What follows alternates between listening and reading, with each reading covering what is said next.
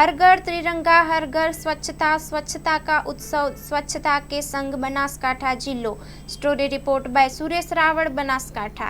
हर घर तिरंगा आज थराद जाने तिरंगामय થઈ ગયું હોય, દેશભક્તિના રંગે રંગાયું હોય તેવું દરેક નાગરિકો હજારોની સંખ્યામાં આજે બહાર આવ્યા, સાથે જોડાયા, તેમજ તિરંગા યાત્રાનું ભવ્ય સ્વાગત ફૂલ પુષ્પોથી કર્યું।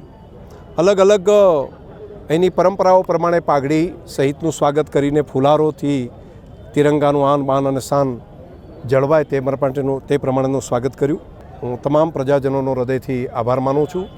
દેશના પ્રધાનમંત્રી મોદી સાહેબે જે દેશભક્તિની વાત કરી છે, જે સ્વદેશીપણાની વાત કરી છે, એ સ્વદેશીપણું એ દરેક નાગરિકનો સંકલ્પ બને તે ભાવ સાથે આજે તિરંગાને આન બાન અને શાન વધે તે પ્રમાણે બધાએ સલામી આપી છે।